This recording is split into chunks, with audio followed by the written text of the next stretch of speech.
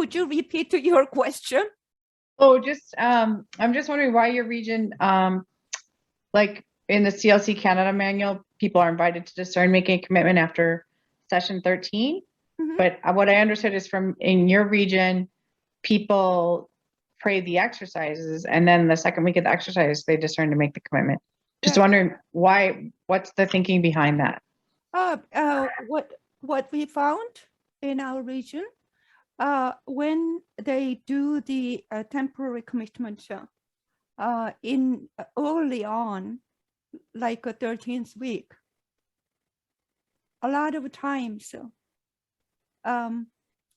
they dissolve. They don't continue after temporary commitment. Okay. They many people just leave. Okay.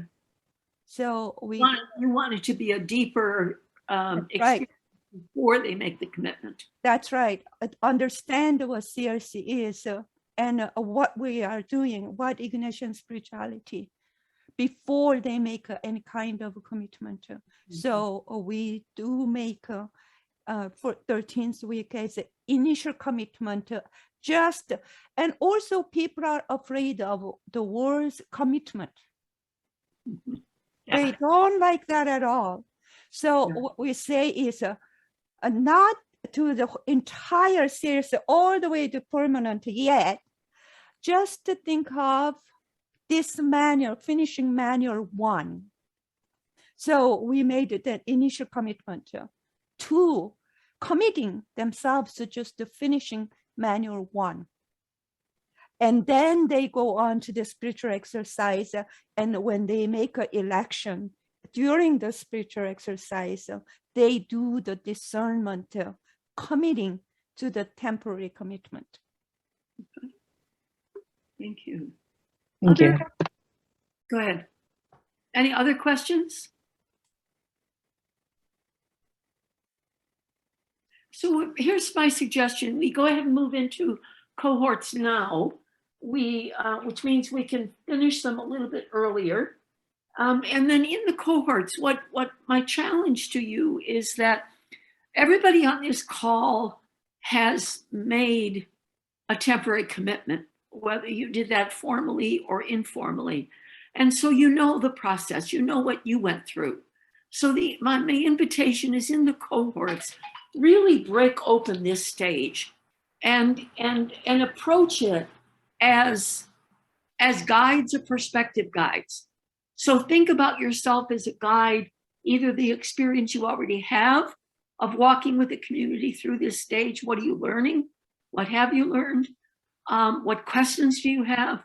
Or if you aren't a guide yet, what was your experience and what questions do you have? So again, my belief is the wisdom that we need to learn all of this is in the room, and it'll be in those cohorts. So really draw on the experience of each other.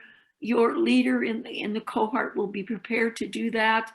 I'm going to suggest that it's by the time we get into cohorts, it'll be 4:10. I'm going to suggest we spend until about 4:45 will be enough. So that'll be about 35 minutes. And then we'll come back, have some conversation in the full group before we move into closing. Is that any questions about that or any? Okay. So let's take just a few minutes to pull together some of the richness from those conversations and also any remaining questions or insights before we move to our closing today. So my question is, as you listened in the group that you were in the cohort, what really, I'm going to propose it almost as a second round. So invite you to reflect back on the conversation you had and what really caught your attention. What do you think we should bring into this large room to just bring a fuller picture of that second round and the conversation about it? Not of the second round, of that phase of development, of the laying the foundation for vocation. So and just unmute yourself and jump in. What caught your attention? What would you like to bring into the large group? Maybe because it kept coming up, maybe because it just seemed like a really important point to you. Or maybe it's a question for one of the presenters. What I'm hoping is in the next 10, 15 minutes or so, we can hear something from each one of the groups.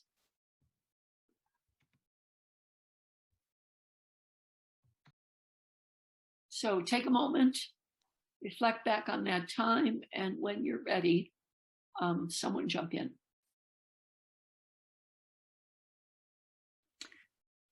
Lois, when we started our sharing, and people were remembering their experiences,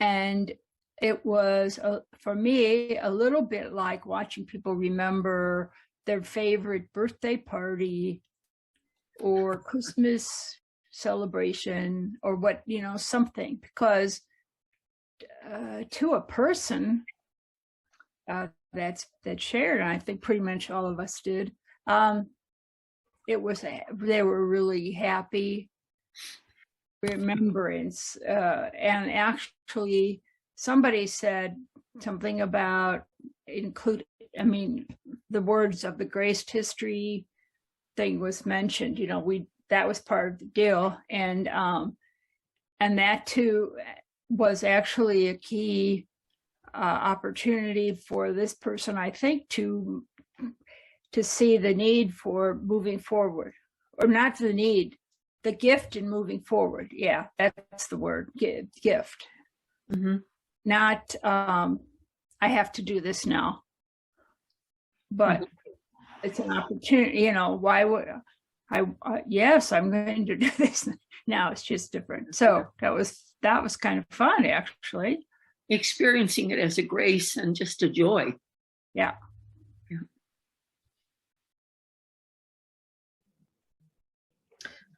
I think today I heard the importance of a structure, to have that. Yes, I think we do definitely need like a framework,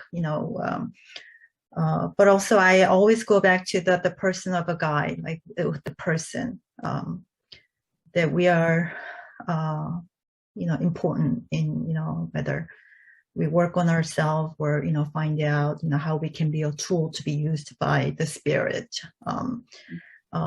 So those two things, how can we balance, yes, have the formation program, but also the person of a guide, the importance of that. Yeah. Thank you.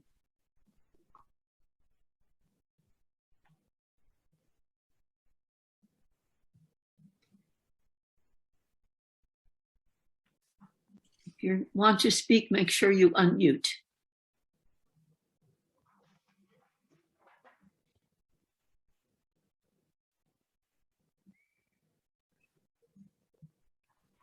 I heard something about the art and not the science of guiding. Mm. Say a few more words about that, if you would. Well, it didn't come from me, but it resonated with me. And there's something about the, it's kind of what Charlie was saying about structure. It frees us, and experiencing and perceiving those things in a different way. When I think a little too, I don't know, something about guidance. Oh, I forget that I'm not guiding at all. It's the Spirit, and it's really the art of dancing there with the Spirit, and then with what shows up in the group, which is always a surprise, and we kind of can't know it until it's happening. That's art. Mm-hmm. Yeah. Thank you. Yeah, similarly, that came up in our group. I think it was Jermaine that mentioned that she didn't have a guide, but that the commitment to CLC and to each other, like the trust that just developed, was moved them to take next commitments. For me, a couple people in our group said, and this will stay with me, let the people get involved in developing the program. let them bring something to the meeting. Mhm. Hmm. Yeah. I think that's part of the dance of the guide, is to find ways for people to really begin to take more responsibility, and as a guide, still make sure you're holding on to a direction and a vision, so that it doesn't just float. Thanks, Virginia. One of the people in our group said to nurture the group, the people in the group, to want to have further contact at the regional level, at the national level. And because I see that as a problem in the Missouri region, that people don't want to go any farther, than there is this do within. There just meant something to me. Yeah. Yeah. I think the sense of this being bigger than the local group needs to be introduced very early. Yeah. Before people get so bound with this group of people that that's as far as they want to go. Mm-hmm. Others? I think that's one of the blessings of the COVID, when we're looking at possible blessings from bad things, was that we did so much on Zoom, and my group was even able to watch the World CLC. We had the World group there for World CLC Day. Yeah. And they were so enthusiastic about that, and different regional things that we've had.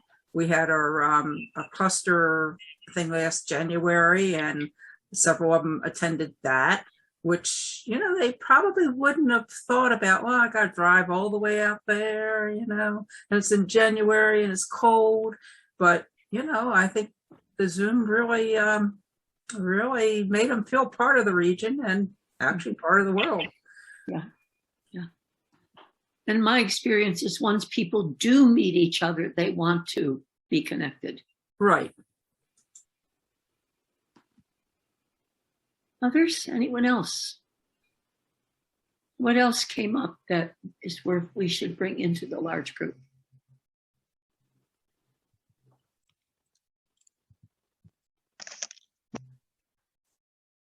One of the things that I heard, and maybe we could delve a little bit more into, for Christine and Catherine are working with the young people, and commitment is such a terrible word, not just to us old fogies, but it's a hard word for young adults and youth, and maybe we need to work a little bit.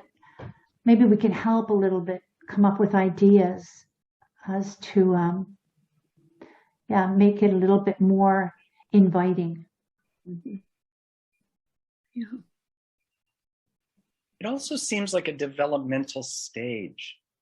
So when I was in university, I was commitment phobic, big time. I didn't even want to, do a major.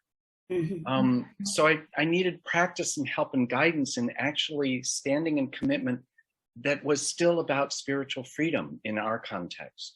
My fear was always that if I commit, I don't have freedom. So that was a perceptual thing, but I kind of had to experience this thing we call commitment, know that it's safe, and it actually expands my freedom.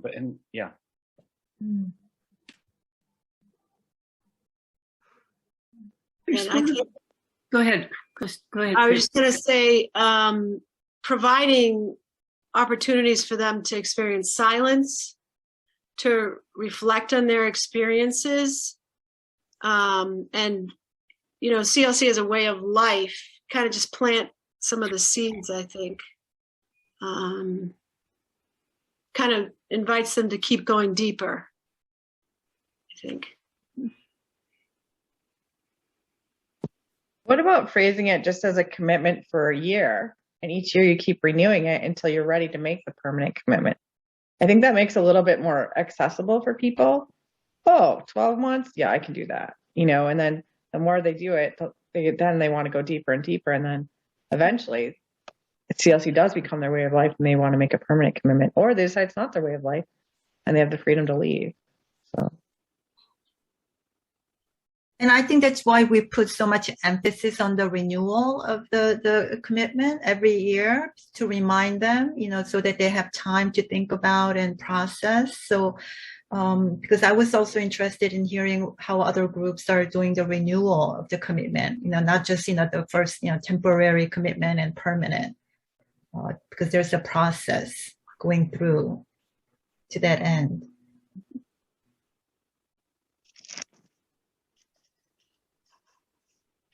I was struck by the description in our cohort about how some of it is a back and forth, like some of it's looking back and going, oh, I'm already in this and I didn't realize that I have that commitment and I've been doing that commitment.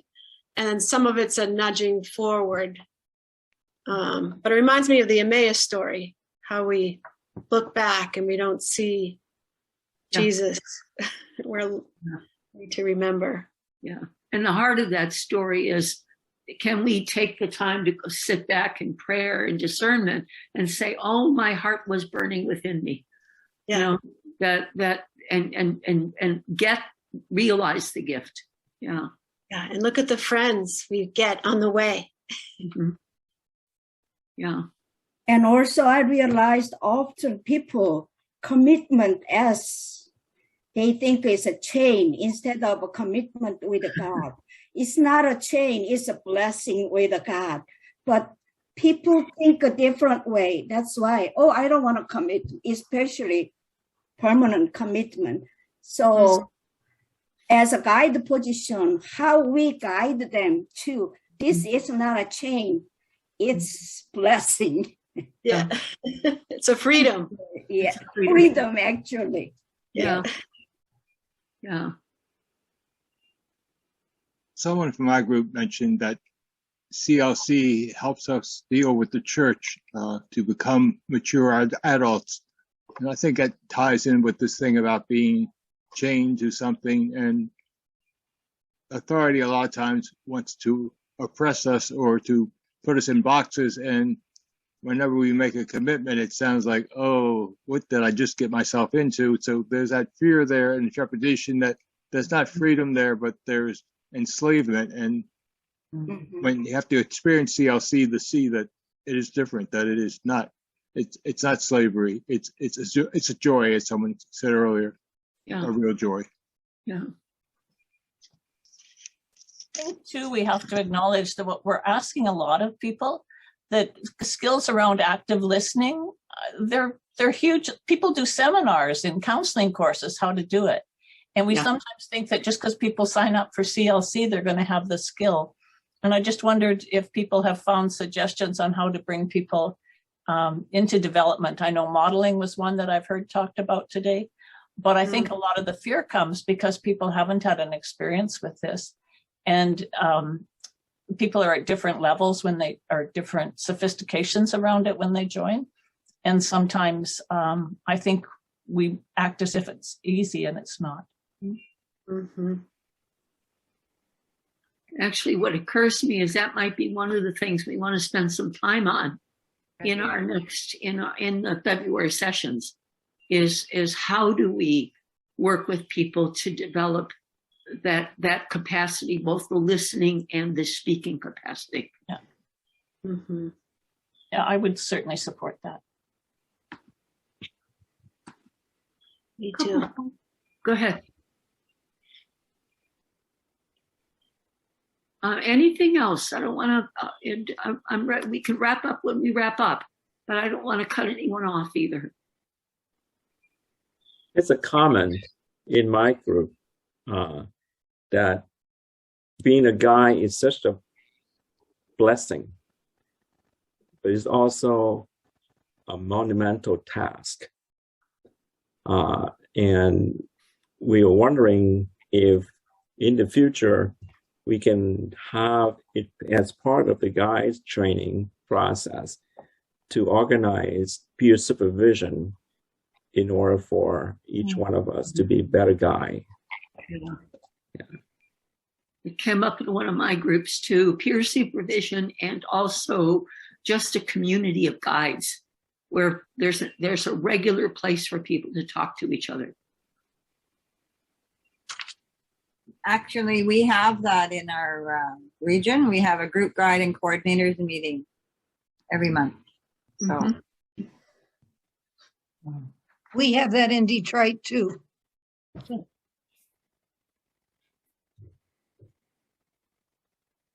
We've done a little bit on that across CLC-USA, but it's just starting, and it doesn't include enough guides yet.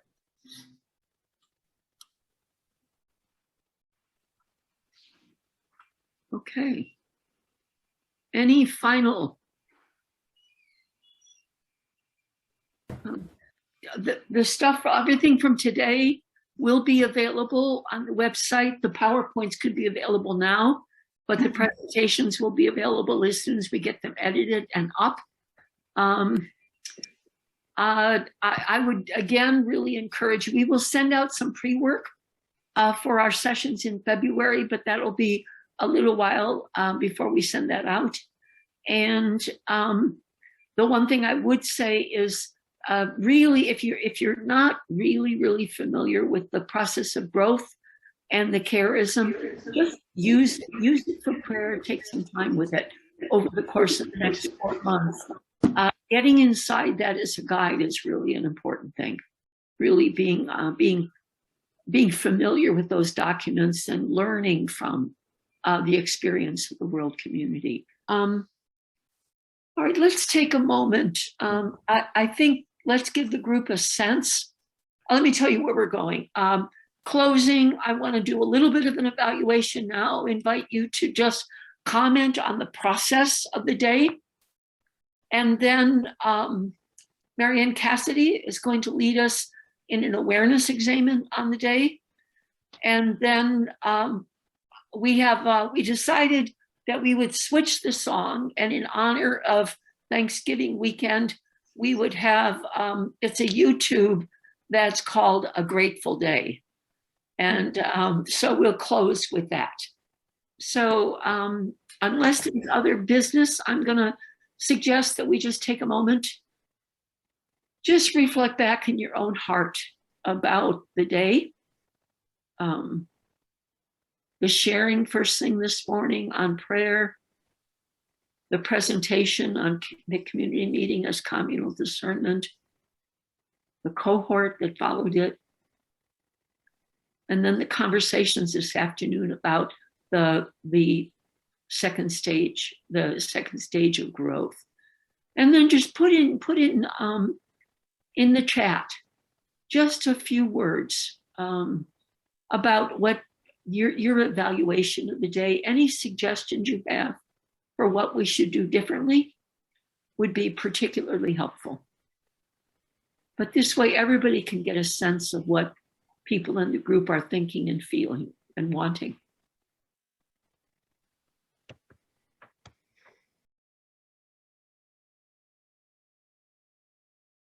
I'll let you continue those. I'd like to thank the people who led the cohorts, Liam with the Vietnamese, Christina, and Helen. And thank you, Helen, for translating once again. I know we don't make it easy. I want to thank the people who led the English-speaking cohorts, Elaine Reagan Nightingale, and Catherine Kelly, and Christina Campicello, and then all the people who presented, Lidvina, Fong, Ha, and Helen. So all the people who really made today possible, and all of you for your openness and presence. It's a long day, so thank you. I want to turn it over to Marianne. and let us collect ourselves. So placing ourselves at this time, again in God's presence, as we've been on a journey today together. In some places, the leaves are turning, but not everywhere.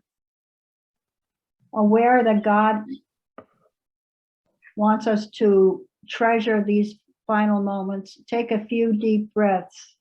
I invite you to inhale and exhale. Inhale and exhale. Inhale, exhale. Inhale, exhale.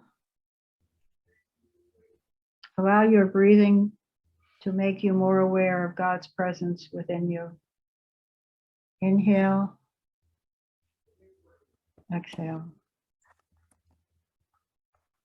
Inhale, exhale.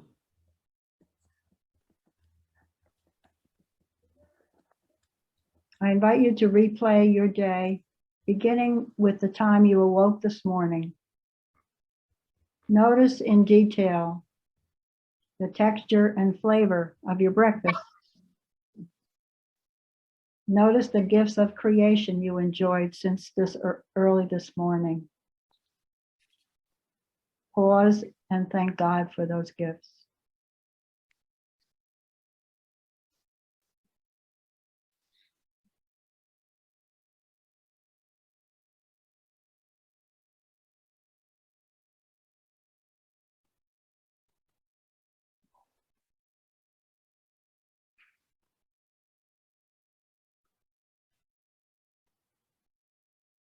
As you reviewed your day, name the blessings. Name the blessings of our journey together, from the most significant to the most mundane. Try to recognize the gifts in others, especially those with whom you've shared today, but also recognize the gifts in yourself.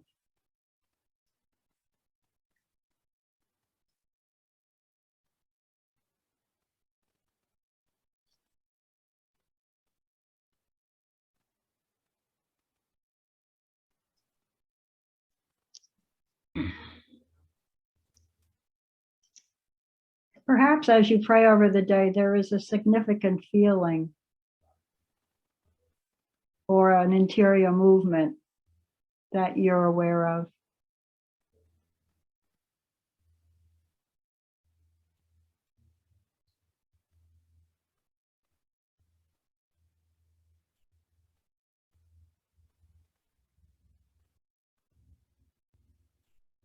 As you may identify that feeling or movement, ask God to help you understand what perhaps aroused that feeling.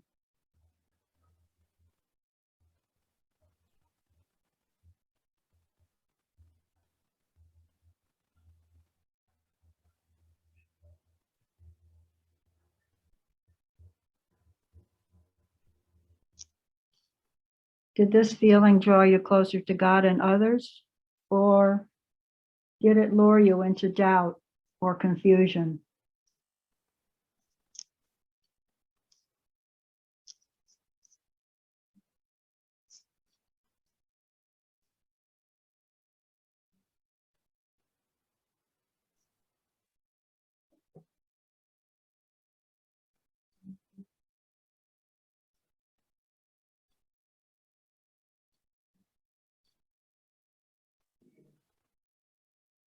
For those times you may have pushed against God's voice, ask God's forgiveness and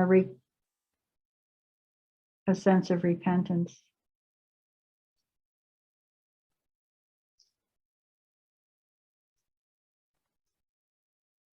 But rejoice for those feelings and times today when you were brought closer to God and to members of the CLC community.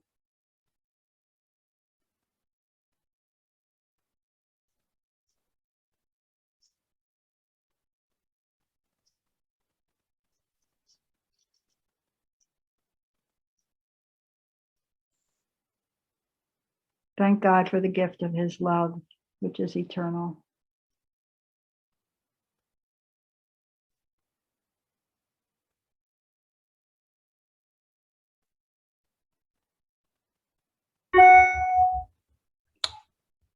Looking to tomorrow, what do you need to ask God's help with on your journey tomorrow and perhaps during the coming week?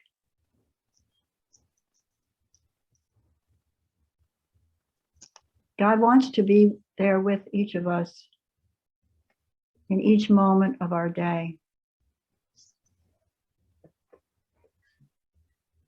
Perhaps in closing, ask God to give you a gift you may need, perhaps patience, generosity, or wisdom.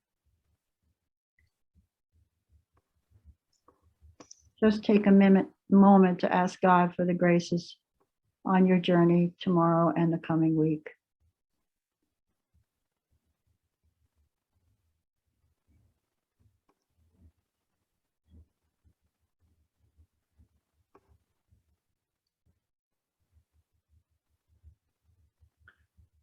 And we can close by saying, glory be to the Father, to the Son, and to the Holy Spirit, as it was in the beginning, is now, and ever shall be, world without end. Amen.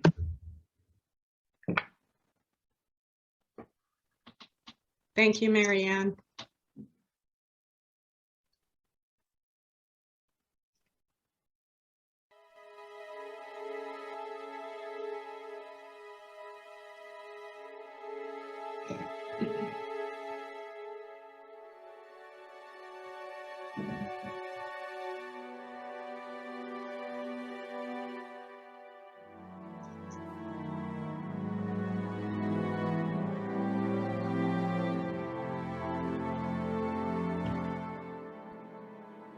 You think this is just another day in your life?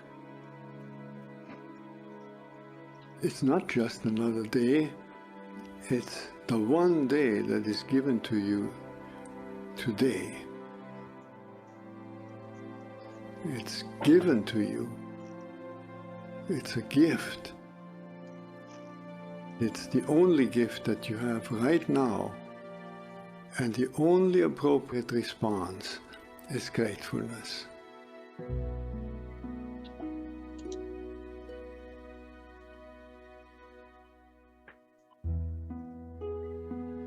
If you do nothing else but to cultivate that response to the great gift that this unique day is, if you learn to respond as if it were the first day in your life and the very last day, then you will have spent this day very well.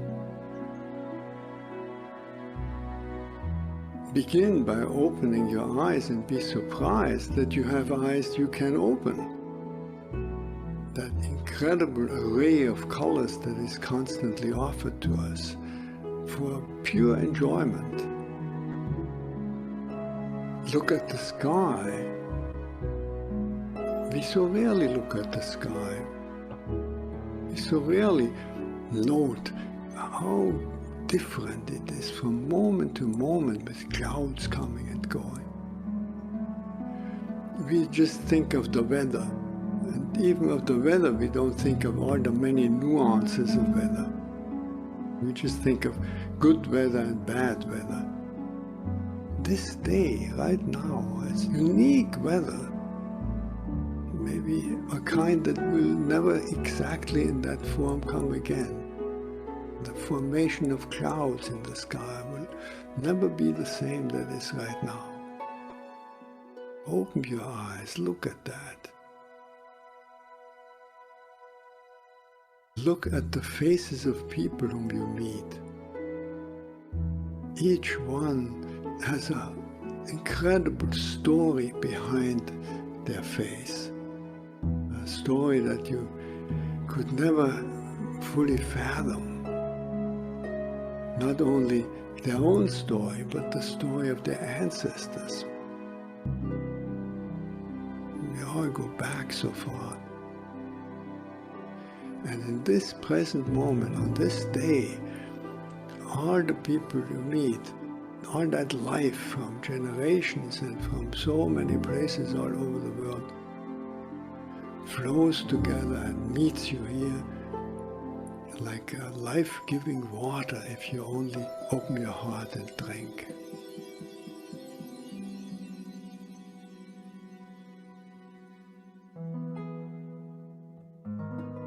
Open your heart to the incredible gifts that civilization gives to us.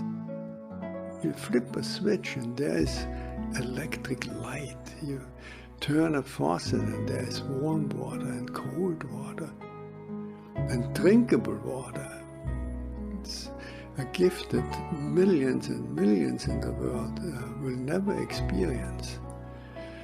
So these are just a few of an enormous number of gifts to which we can open your heart. And so I wish you that you will open your heart to all these blessings and let them flow through you, that everyone whom you will meet on this day will be blessed by you. Just by your eyes, by your smile, by your touch, just by your presence. Let the gratefulness overflow into blessing all around you. And then it will really be a good day.